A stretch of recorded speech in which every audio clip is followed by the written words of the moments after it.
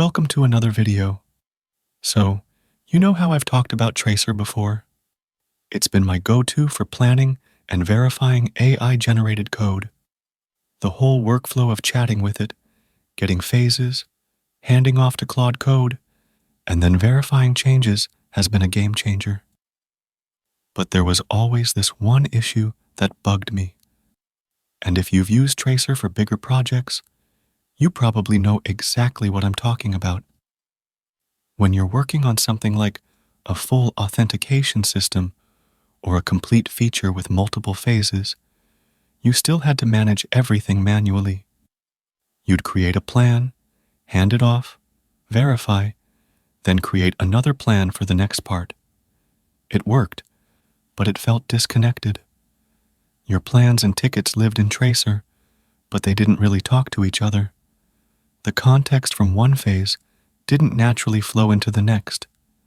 Well, Traycer just dropped something massive called Epic Mode, and this completely changes how we manage complex projects with AI. So, let me explain what Epic Mode actually is and why it's such a big deal. Epic Mode is essentially a collaborative artifact management system through structured workflows. I know that sounds fancy, but let me break it down.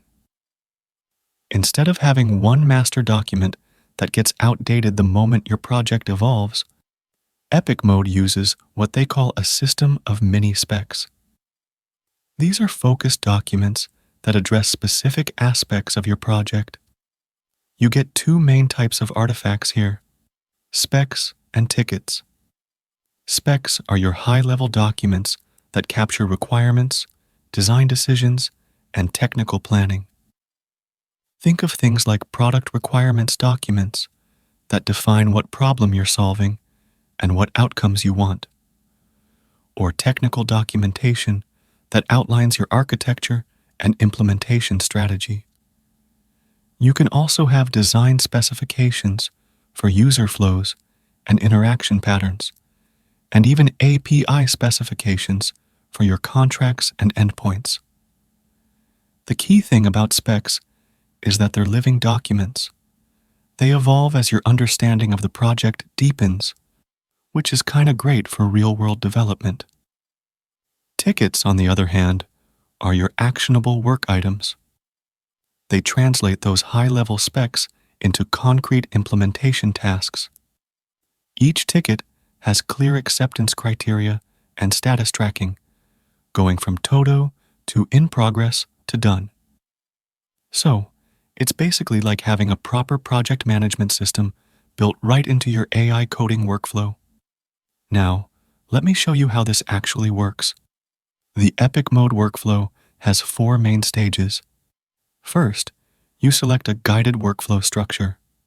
Traycer gives you templates for common scenarios, so you're not starting from scratch.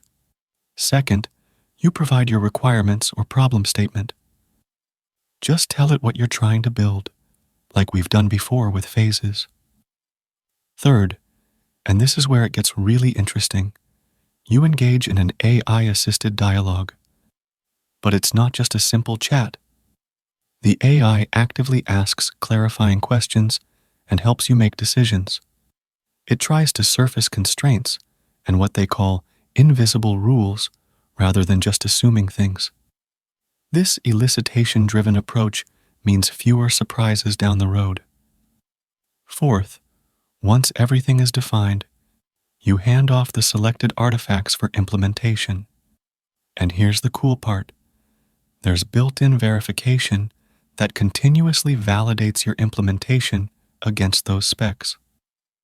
What makes Epic Mode special is the context preservation. Every spec and ticket you create maintains full awareness of all related artifacts, previous decisions, and conversations. So, when you're working on phase 3 of your project, the AI knows exactly what happened in phase 1 and 2. It knows why certain decisions were made. It knows what constraints you're working with. This solves that classic problem where you start a new coding session and the AI has no idea what you built yesterday. With Epic Mode, That context is baked into the artifacts themselves. Let me actually show you this in action. I'm going to start a new epic for building a movie tracker app. When I open Epic mode, I see this Documents panel on the side. This is where all my specs and tickets will be organized. I'll tell Traycer that I want to build a movie tracker app that uses the TMDB API for movie data and local storage for saving my watch list and favorites. Now, watch the elicitation process. Instead of just generating a plan, Traycer starts asking me questions. I answer these, and Traycer generates my first spec. It's a product requirements document that captures everything we just discussed. The problem statement, the target users, the core features like search, watch list, and favorites, and the technical constraints like using TMDB API and local storage. But here's where it gets powerful. I can now create related specs. Maybe I want a technical architecture spec that outlines how we'll integrate with TMDB, handle API rate limits, and structure our local storage data. Or a design spec that defines the movie card layouts and the watch list interface. Each of these specs is aware of the others. So, when I'm writing the technical architecture, it already knows the requirements from the PRD. It knows we're using local storage, not a back-end database. It knows we need to handle TMDB API keys securely. This context flows automatically. Once my specs are solid, I can start generating tickets. These are the actual implementation tasks. Traycer looks at all my specs and suggests tickets like set up TMDB API integration with proper error handling, create movie search component with debounced input, implement local storage service for watchlist persistence, build movie detail page with trailer support, and so on. Each ticket has clear acceptance criteria pulled from the relevant specs. So, the local storage ticket knows exactly what data structure to use because that was defined in the technical architecture spec. Now, when I hand off a ticket to Claude Code, it doesn't just get the ticket, it gets the full context. Claude knows about the PRD, the TMDB integration requirements, the local storage schema. It's not working in a vacuum. And when Claude finishes, I can verify the changes against the specs. Traycer checks if the implementation actually matches what was defined. If something's off, it knows exactly which spec was violated and can generate specific fix instructions. This is where the living document aspect really shines. Let's say during implementation, we discover that local storage alone isn't enough because users want to sync their watch list across devices. We need to add a simple backend. In the old workflow, you just tell Claude to change it and hope you remember to update your planning docs. In Epic mode, you update the spec, and all related tickets automatically understand the new requirement. The context propagates through the system. The Documents panel makes it really easy to manage all of this. You can see all your specs and tickets organized, you can edit them, and you can select which ones to hand off for implementation. It's like having a proper product management tool that actually talks to your AI coder. There's also this neat integration aspect. Once you have your specs and tickets defined, you can hand them off to coding agents with continuous validation. So, if you're using YOLO mode, the autonomous loop has access to all this rich context. It knows what it's building, why it's building it, and what the acceptance criteria are. I've been using Epic mode for about a week now, and honestly, it changes the whole dynamic. Before, I felt like I was managing a bunch of disconnected tasks.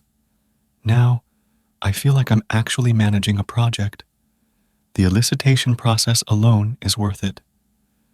Having the I ask me questions I didn't think to ask myself, has saved me from scope creep and missed requirements multiple times already. And the fact that context persists across sessions is huge. I can close VS Code, come back the next day, and pick up exactly where I left off. The I remembers everything because it's all captured in the specs. If you're working on anything more complex than a single file script, I'd highly recommend giving Epic Mode a try. It's included in the same plans, so if you already have Traycer, you already have access to this. For teams, this is even more valuable. You can share specs and tickets through your repo, so everyone has the same context. No more, "I thought we were doing it this way" conversations. Overall, it's pretty cool. Anyway, share your thoughts below and subscribe to the channel. You can also donate via Super Thanks option or join the channel as well and get some perks. I'll see you in the next video. Bye.